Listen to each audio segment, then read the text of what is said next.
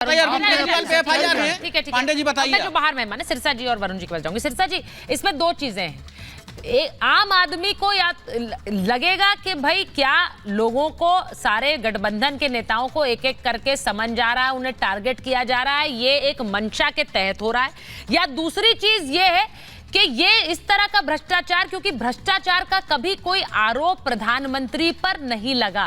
प्रधानमंत्री की जो छवि है वो पाक साफ छवि है, और शायद यही वजह है कि एक व्यक्ति ने ये बेड़ा उठाया है कि जो राजनीति में एक तरह से करप्शन या भ्रष्टाचार की गंदगी है उसे साफ किया जाएगा। अब ये देखना है कि जनता भरोसा किस पर कर रही है। सिरसा जी। नहीं, जनता इसलिए भरोसा कर ही तो रही है ना, हर बार अगली बार से ज्यादा सीट लेके आ रही है। देश के अंदर जहां जाके प्रधानमंत्री जी अपनी बात कहते, लोग कहते हैं सारी गारंटियां फेल हैं, मोदी की गारंटी ही एक गारंटी है।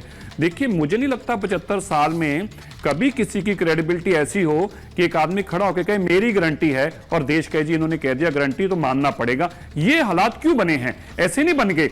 एक तपस्वी ने लोगों के बीच में जाके पहले मुख्यमंत्री के रहते ये सारी करप्शन की गंदगी को सफाई की, प्रधानमंत्री बनने के बाद एक वादे पे खड़े हैं मैं करप्शन को नहीं छोड़ूंगा।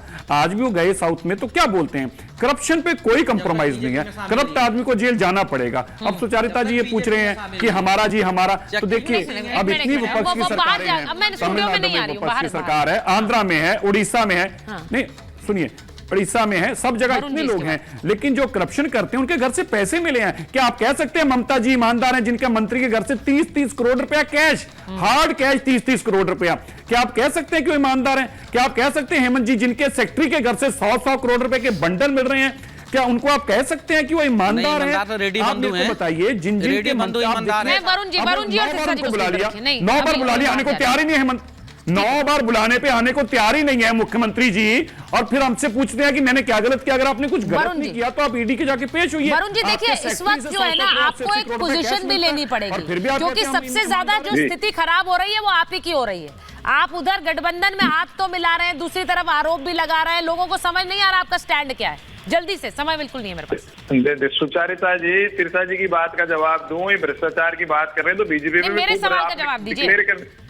मैं आपके सवाल का भी दे रहा हूं। दूसरी बात यह है कि इंडिया गठबंधन को मैं बार बार ये कह रहा हूं, अगर राहुल जी, जब राहुल जी से पूछताछ हो रही थी, केजरीवाल जी गए थे क्या साथ में, चलो पुरानी बात हो गई, आज किसी भी ये गिना रहे हैं सारे विपक्षी नेताओं को गिरफ्तार करेंगे। अरे तो बढ़िया मौका है, जनता आपके प्रति सहानुभूति आएगी जनता में। आप एक साथ क्यों नहीं जाते हो, इकट्ठे हो, सड़कों पर जाइए। सड़कों पर आना नहीं चाहते हो, फिर कह रहे हो मोदी को हराएंगे, 2 महीने चुनाव डिक्लेयर होने के रह गए, आप अभी तक यही बातें बना रहे हो, मोदी जी के ट्रैप में ने।